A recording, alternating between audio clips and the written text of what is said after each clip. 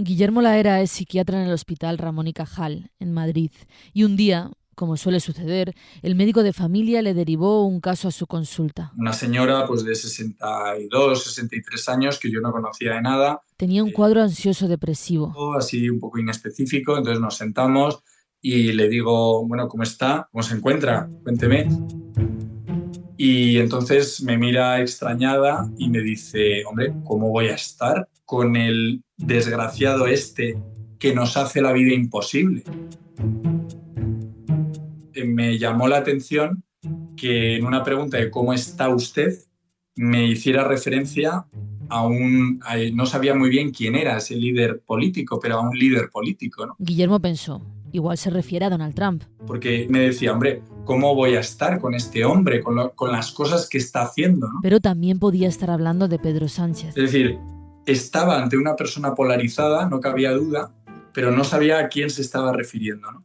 Y me di cuenta que estaba polarizada porque en vez de expresar o mostrar su vulnerabilidad personal, me presentaba un conflicto político, ¿no? Al final, el maligno este era Pedro Sánchez. Y ella me decía, es que cada vez que le veo me pongo mala, es que apago la tele. Y de hecho él lo imitaba en la consulta. Es decir, ver a Pedro Sánchez, a mi paciente, era un dolor corporal. Era una persona que no tiene derecho a ser presidente de gobierno, que no tiene legitimidad y que si le ocurriera algo malo le generaría mucha alegría. Es decir, la deshumanización y la falta de empatía es impresionante. Durante unos 15 minutos, dice Guillermo, la paciente buscó su complicidad. Y que yo le reafirmara, ¿no?, en su odio, en su resentimiento hacia la figura de Pedro Sánchez, ¿no? Pero claro, un psiquiatra no puede entrar en eso. Esto es muy importante, es un tema deontológico, ¿no? O sea, tú no puedes ir a una consulta en el sistema público para hablar de política, ¿no? Ni para adoctrinar, ni para buscar complicidades. Pero existe el otro riesgo, que es que el paciente polarizado te vea del otro bando. Dice, bueno, me ha tocado aquí un podemita o me ha tocado aquí un facha. Y entonces ya no hay nada que hacer porque como es un facha o es un podemita, yo ya le pongo la cruz y entonces no voy a confiar en él, no voy a abrirme ni voy a tomar la medicación que me diga. Lo que hizo Guillermo fue intentar ver qué había detrás de esa polarización. Tuve que utilizar mucho silencio, mucho lo que llamamos paráfrasis, es decir, devolverle a la paciente lo que me estaba diciendo y que ella llegara a la conclusión de que conectarse a las 7 de la mañana a la radio y después a la tele y entrar en redes sociales donde hay memes y hay chistes y hay opiniones furibundas en su misma dirección, bueno, pues que ella llegara a la conclusión de que esa adicción le estaba generando un malestar personal muy alto. No es el único caso así que ha recibido Guillermo. Cuenta, de hecho, que desde hace unos 5 años empezó a notar un aumento de problemas de salud mental asociados a la polarización. La confrontación política impregna nuestro día a día, nuestras relaciones personales, nuestra manera de informarnos, de pensar y sobre todo nuestra capacidad para hablar unos con otros. Hay gente que abandona grupos de WhatsApp porque no soportan lo que dicen sus amigos, sus tíos, sus cuñados. Hay familias que prohíben que se hable de política en la mesa para evitar discusiones. Y hay personas inmersas en cámaras de eco, no solo digitales, donde solo escuchan ideas que refuerzan lo que ya piensan. ¿Por qué nos hemos dejado de escuchar? España está fragmentada. Lo están los políticos y lo está la sociedad. Aunque la discrepancia ideológica no es necesariamente mala. El problema llega cuando el distanciamiento lo dominan las emociones, cuando hay un rechazo visceral al contrario, como ocurre en la consulta de Guillermo Lahera. La pregunta es, ¿quién tiene la culpa? Y el caso es que no está claro. Ninguno de los investigadores que hemos entrevistado apunta a un único culpable. Es que son las dos cosas. Luis Miller, sociólogo e investigador del CSIC, dice que toda la culpa no la pueden tener los políticos. Lo que yo me suelo plantear es decir, no todo es de arriba abajo, no todo es de la política. Hay otros factores. La desigualdad, la velocidad del cambio al que nos enfrentamos, el sistema electoral y los sistemas de incentivos y los medios. Miriam Juan Torres es investigadora de la Universidad de Berkeley. ¿No? Son como la atmósfera que respiramos, la necesidad de pertenecer, a un grupo, a la sociedad. El mundo postcrisis de 2008, la pandemia, las redes sociales. La pérdida de referencia a algunos valores, dos sistemas de partidos, caída del muro del 89. Y la llegada de Vox, como apunta Ismael Crespo, que es catedrático de Ciencia Política en la Universidad de Murcia. La entrada de Vox en el sistema realmente es el que rompe. Y a partir de ahí ha ido creciendo y ahora diríamos que estamos como una meseta. Influyen pues muchas variables, pero hay algo en lo que todos están de acuerdo. Los partidos han elegido la polarización como su principal estrategia política. Te puedes sentar perfectamente con jefes de campaña o directores de gabinete y es una cosa de nosotros vamos a polarizar, básicamente. O sea, esto es una cosa muy clara. A Miriam, un día, tras una conferencia sobre polarización, se le acercó una persona de un partido, no quiere decir de cuál. Me decía, me parece muy interesante todo lo que comentabas, pero claro, ¿cómo puedo yo polarizar, pero presentándome como el partido de la despolarización en España? Y yo, bueno, veo que... El objetivo es evidente, dividir. Dividir sobre todo al contrario y a la vez juntar a los tuyos frente a un enemigo común. Es básicamente utilizar estrategias que dividen al de enfrente. Porque son cosas donde el 80-90% de sus votantes están de acuerdo y los de enfrente están divididos. Esto lo vemos a diario. El gobierno, por ejemplo, explotando el tema del aborto. Creo que en el Partido Popular ahora mismo hay dos almas. Porque sabe que divide al PP. Nuestro objetivo es devolver a la nacionalidad su sentido más elevado. Y el PP poniendo el foco en la inmigración porque sabe que no todos piensan igual en el PSOE. La nacionalidad española no se regala, se merece.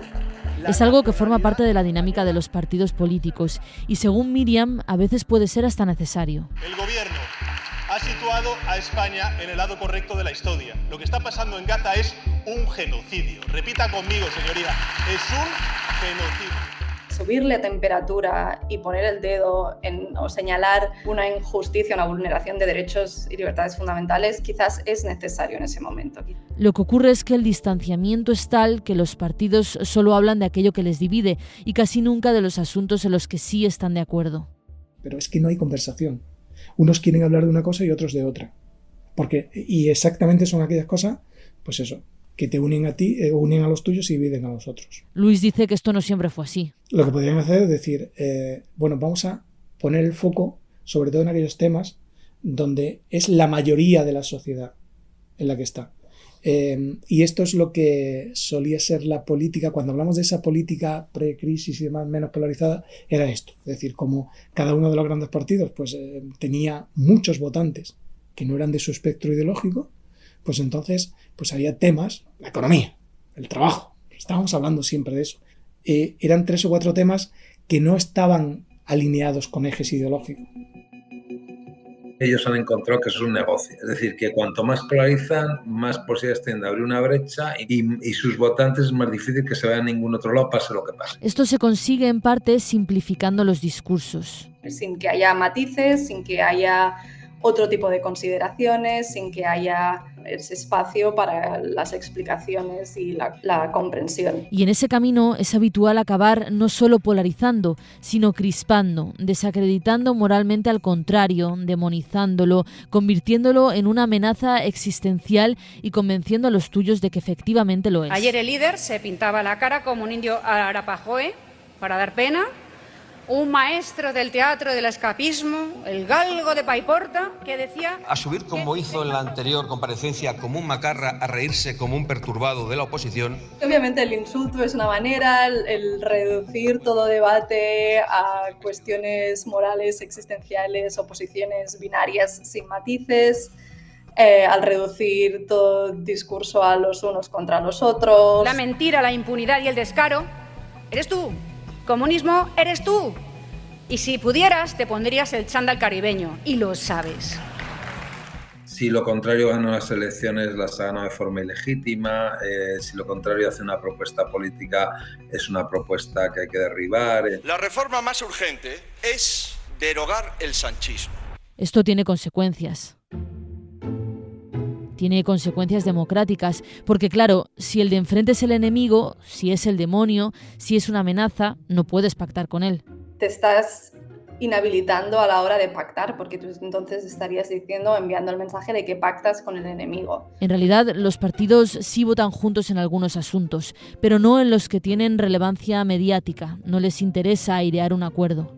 O sea, obviamente cuando hay polarización es un pez que se muerde la cola porque crea una sensación de que la polarización también es mayor a la que realmente hay, que hay menos acuerdos de los que hay y se crea ese hiperproblema que impide el pacto. Y además la polarización en ese sentido también ahonda en la percepción de déficit democrático y contribuye a una sensación constante de indignación moral. Explica Miriam que esto puede acabar abriendo la puerta a prácticas autoritarias. Es decir, si está un votante muy polarizado y percibe al otro, entre comillas, como un enemigo, quizá va a pensar pues, que a lo mejor la vigilancia masiva, la vulneración de los derechos humanos, la detención sin proceso judicial, son medidas que sí son autocráticas, pero son necesarias porque el otro es tan malo y tan peligroso. Tiene pues consecuencias democráticas, pero también sociales. Los simpatizantes de los partidos, dicen los investigadores, se convierten en hooligans. Da igual lo que se diga, lo importante es quién lo diga. Y la sociedad pues se divide en dos bandos, porque ya no es solo el rechazo al líder del partido contrario, es el rechazo a todo el que lo apoya.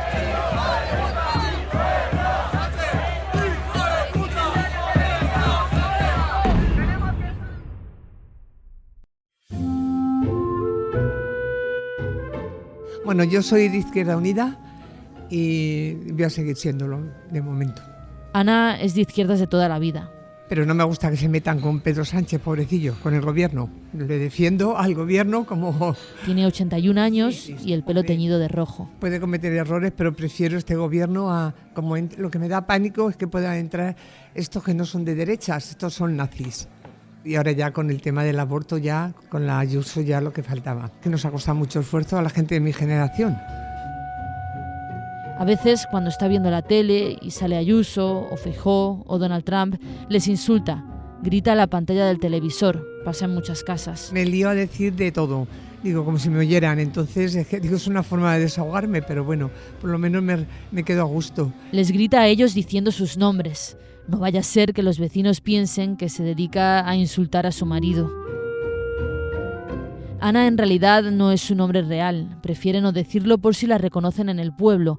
Nació en una localidad a unos 40 kilómetros de Madrid. Suele ir a pasar algún finde y los meses de verano. Y es allí donde está notando un aumento de la polarización. En Madrid se junta sobre todo con amigos con los que comparte ideología, aunque a veces, después de las clases de tai chi o de gimnasia, se va a comer con sus compañeras. Y ahí sí hay gente de todo tipo. Lo que hacen es no hablar de política. Si una saca un tema espinoso, Ana y las que piensan como ella se dan patadas por debajo de la mesa para no entrar al trapo. En el pueblo es otra historia. Si pueden, hay gente que me oye, si puede no me dice hola. Es solamente por, ya te digo, la etiqueta. Incluso una que vino de fuera, una de Andalucía, que está allí en el pueblo, pues igual a mí por roja no me habla. Y bueno, hay gente incluso que ha ido a lo mejor a la iglesia a algún entierro y a la hora de, como dicen en la misa, de dar la paz, pues ha habido gente que no me ha dado la paz y luego se ha acercado a comulgar. Eso lo tengo bueno. Pero eso lo vivo muchísimo. El vacío en el pueblo es enorme. Pero por eso, es por mi tendencia, porque soy de izquierda. En el pueblo ahora gobierna el PP con el apoyo de Vox. Allí su familia es conocida, todo el mundo sabe quién es. Pues mira, el bar que tienen allí, uno de ellos, igual el bar salió mi padre fiador de su abuelo y me dio con un pañuelo morado en el cuello y me dijo que por qué no me le ponía azul. Y le dije que por qué no cambiaba a otra emisora, la televisión en el bar, y me dijo que es que él era español. Digo, ¿yo qué pasa? Que soy rusa. Por decir que la ponga en la 1 o que la ponga en la sexta. Cuenta Ana que ella recuerda su pueblo de otra manera, con las puertas de las casas abiertas a todos los vecinos. Ahora, dice, cada uno va a su bola. Ocurre que la ideología se está convirtiendo en algo cada vez más importante en la identidad de una persona. Para muchos, el partido al que votamos es más revelador que los libros que leemos, la música que escuchamos o a qué nos dedicamos. La ideología vertebra la identidad, nos define, y eso está provocando que se creen dos realidades paralelas, dos bandos. Que acaban en una crispación, en una deshumanización del contrario, y en una visión de la realidad blanco-negro, ¿no? Donde ellos pertenecen a un grupo puro y, digamos, salvador, y que se enfrentan a un grupo totalmente inmoral, indigno y que hay que batir. Este es de nuevo Guillermo Laera, el psiquiatra del Ramón y Cajal. Baja muchísimo la capacidad de darle alguna razón al otro, ¿no? Que es lo sensato, ¿no? Cuando alguien tiene una visión de la realidad serena, ¿no? Pues sabe que el otro a lo mejor no tiene toda la razón, pero una parte, aunque sea pequeña, seguramente la tiene, ¿no? Guillermo, en su consulta, ha percibido como tanto Pedro Sánchez como Isabel Díaz Ayuso despiertan esas emociones: ira, rabia, odio. Yo creo que Pedro Sánchez a veces es un pararrayos de la polarización de la derecha, y, por ejemplo, Ayuso o Trump son pararrayos de la polarización de la izquierda, y realmente son personas que para estos sujetos les resulta verlos insoportables. También lo ha visto Patricia Fernández, que es psicóloga clínica y trabaja con pacientes en rehabilitación cardíaca. Observamos ahora en las consultas, después de su infarto, después de su angina de pecho, que tienen grandes dificultades pues, de estrés ambiental, ¿no? Y entonces ya nos verbalizan que una de sus preocupaciones, además del estrés familiar o el estrés, digamos, laboral, ahora empieza a aparecer un estrés ambiental. Es decir, empiezan a decirnos que no aguantan el telediario, que les sube la tensión, la radio. También pueden decir, ¿cómo no voy a estar así con lo que está pasando en la política, ¿no?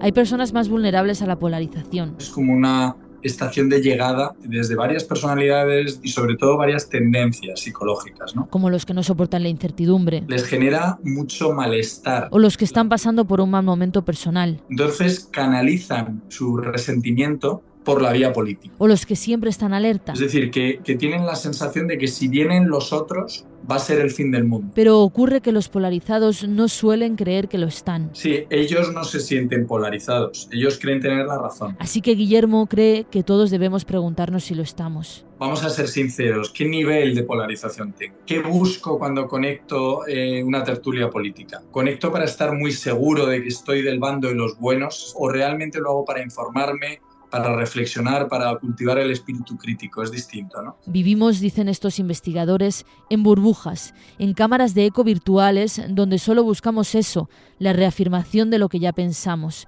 Pero también hay burbujas reales. Cada vez es menos habitual relacionarnos con gente que piensa diferente. Incluso ocupamos espacios físicos distintos. Barrios, bares, plazas. Ismael Crespo, por ejemplo, el profesor de la Universidad de Murcia, celebró hace poco sus 60 cumpleaños. Hizo una fiesta y al organizar con su mujer las mesas, uno de los criterios que utilizaron fue la ideología. Salió bien porque pusimos a los de derechas en un lado, a los de izquierdas en otro y de tal, claro, sí. Sí, porque si salía un tema político se acaba montando, entonces para evitar ese... En esos dos bandos, la conversación entre uno y otro es casi imposible y se suele producir con el afán de convencer al contrario, no de entender sus argumentos. O sea, desaparece lo que yo creo que es un elemento muy importante para despolarizar, que es la curiosidad. Es decir, la curiosidad por lo que opina el otro, yo creo que es muy saludable, pero la polarización la destruye. Lo que falta a veces es humor. Porque el único humor que uno detecta en una sociedad polarizada es el humor del escarnio, es el choteo, la burla, pero no es el sentido del humor que implica distancia, tomarse las cosas con calma, la ironía, y entonces, bueno, pues ese humor saludable yo creo que sería un buen antídoto frente a la polarización. Igual la solución, más allá de los políticos, está en algo tan simple como eso, conocernos. Igual la solución está en volver a mezclarnos. Es un hecho, vale, sí, claro, sí. Si nos esforzamos llegamos a... Iker y Eloy no están de acuerdo en casi nada. Sí. En la monarquía también. Yo soy súper monárquico. Ese tema, Eloy es monárquico. Tú eres súper monárquico, ¿eh? Sí. Iker republicano. Y tú republicano. Hombre, claro. yo vivo en el tiempo que tengo que vivir. Iker es feminista y Eloy... Aquí habría... ¿Tú dirías que eres feminista? No. Todo el mundo tiene que tener el mismo marco legal y todo el mundo hay que respetarlo por igual. Por tanto, eres feminista. Pero es que no me gusta eso, feminista, no me, LGTB, no me gusta, no me gustan las etiquetas. No le gusta la etiqueta, claro. Eres no te bisexual, gusta no me buena. gusta la etiqueta. No me gustan las etiquetas, no me gustan. No piensan lo mismo sobre la migración. Es que no, yo ahí opino que quien venga aquí a trabajar y a contribuir a la sociedad está fenomenal, y quien no, igual... Pero eso para todos. Claro, claro que sí, pero... Ni sobre los toros. Cuando surge el debate, pues sí que nos acaloramos, porque ese es un tema que, por ejemplo, a mí me choca mucho. Y bueno, me choca, siempre le digo, que le gustan porque le han dicho que le tienen que gustar. Porque a nadie en su sano juicio le puede gustar ver cómo torturan a un animal y lo matan. Entonces, es herencia cultural, es herencia ideológica. Que va muy relacionado con... a nivel filosófico, con lo que considero que se está desnaturalizando la muerte a nivel... Ni sobre Ayuso. Bueno, hoy salía Ayuso diciendo que había 2 miembros de ETA en la flotilla. ETA no existe a día de hoy. Entonces no puede haber miembros de ETA. Tú puedes... eso es cogerlo con pinzas. No. Cogerlo con pinzas no, precisamente lo cojo con entre comillas. A Iker, la presidenta madrileña, le indigna. Y a Eloy... A mí ella... ¿Te gusta Ayuso? A mí sí. ¿Ah, sí? A mí Ayuso me encanta. Te encanta solo porque me tocan las narices a mí. No. Iker es de Bilbao, aunque ha crecido en Alicante. Y ahora es profesor. Llevo un mes oficialmente. Y creo que el topic de este mes es... Qué feliz soy. Hasta hace poco se dedicaba al mundo de la publicidad y la comunicación, pero no le llenaba. Sentía que no estaba contribuyendo con nada bueno a la sociedad. Es más, en algún que otro trabajo he considerado que estaba contribuyendo a cimentar un mundo que no me gusta y que critico constantemente. Eloy es de la Comunidad Valenciana. De pequeño, en los exámenes, escribía por un lado lo que el profesor quería escuchar, lo que aparecía en el libro de texto, y por el otro lado lo que él en realidad pensaba. Se dedica al marketing. Casi todo lo que ha dicho Iker, de por ejemplo él, de su trabajo aportar a la sociedad, no sé qué, yo ese dilema no lo tengo, porque yo opino que a la sociedad se aporta empezando cuidándote a ti y a los tuyos. Iker y Eloy son pareja, llevan juntos más de un año. Iker vota a la izquierda, Eloy vota al PP, y esto lo saben desde la noche en la que se conocieron. Fue en una fiesta. Llegué al sitio y él estaba con un conocido mío, y de típico conocido que te puedes ahorrar saludarle, pero pensé, venga, le saludo. Y le saludé y nos pusimos a hablar. Y él estaba como en medio. Y entonces hubo un momento que llevábamos ya como 5 minutos hablando que pensé, bueno, voy a presentarme. Y entonces me presenté. Iker en realidad no tenía ganas de salir ese viernes y en la fiesta se aburrió. Y como era una noche que no iba a salir, pensé, es que me tendría que haber quedado en casa. Es que ¿quién me manda a salir? Y dije, me voy a casa. Pero de camino a casa, sus amigos le contaron que el DJ había cambiado, que volviera. Entré, no encontraba a mis amigos y le encontré a él. Empezaron a hablar y no dejaron de hacerlo en toda la noche. Ese día, Eloy le contó a Iker que había ido en las listas del PP en su pueblo. A mí sí que hubo ahí algo que dije, ¿qué?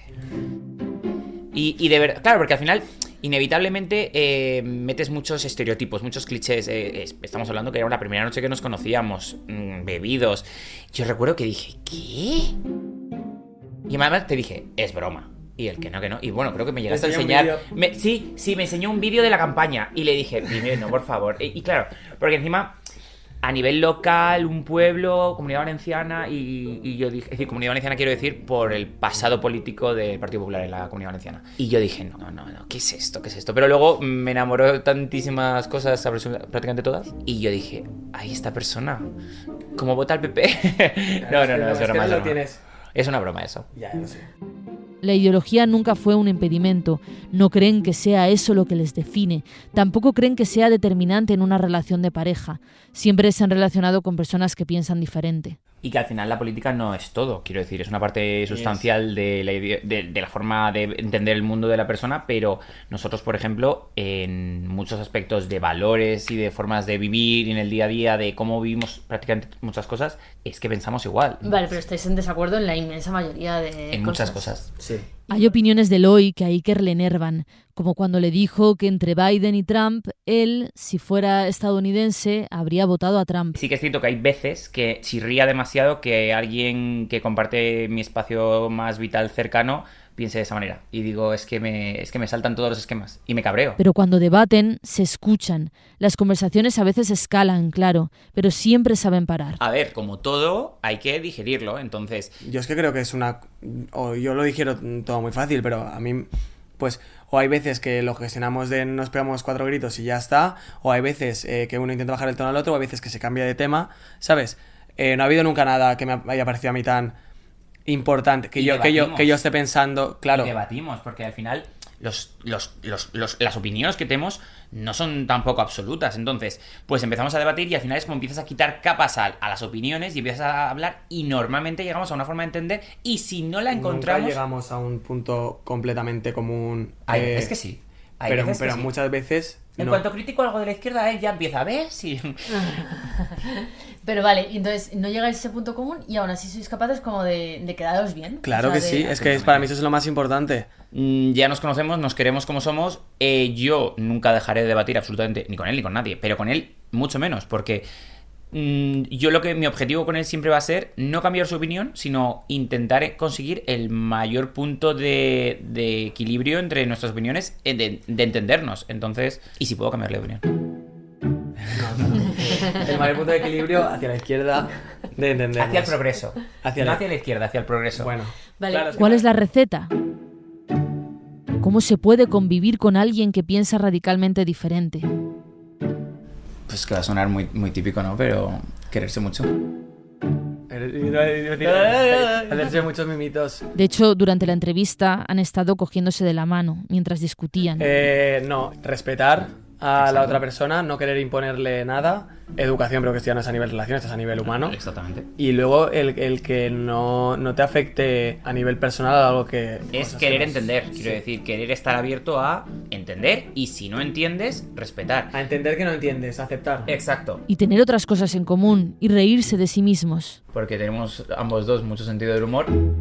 Iker y Eloy apenas comparten nada desde el punto de vista ideológico, pero dicen que sí comparten valores, gustos, formas de vivir la vida. Les encanta la cultura, el cine, la lectura y su referente de la adolescencia es el mismo, Sharpay Evans, el personaje de rica, pija y triunfadora de High School Musical. Descubrieron que tenían a Sharpay en común el día en el que se conocieron. Y entonces de repente nos damos cuenta que nos encanta Sharpay y no me preguntes cómo acabamos en el baño y nos tiramos 40 minutos en el baño encerrados hablando de Sharpay Evans. Y salimos, y claro, todo el mundo empezó a preguntarnos que si habíamos follado. Y entonces les dijimos no. Y entonces todo el mundo, no nos lo creemos. Y entonces todo el mundo venía preguntando a todos. Y además yo igual iba un poco despeinado y me decían, pero mira los pelos que llevas. Digo, que os juro que no, que hemos hablado de Sharpay. De hecho, yo creo que Sharpay Evans podría ser como de derechas un poco, ¿no? Hombre, bueno, claro, sí, a nivel cliché sí, hombre, seguro será republicana. Pero será una republicana tipo Paris Hilton, que empezó republicana, ahora es demócrata, ¿no? No sé. Pero que es demócrata porque... No, sí, ves, Sharpay Evans no le define la ideología. A ellos tampoco. Pues ya está.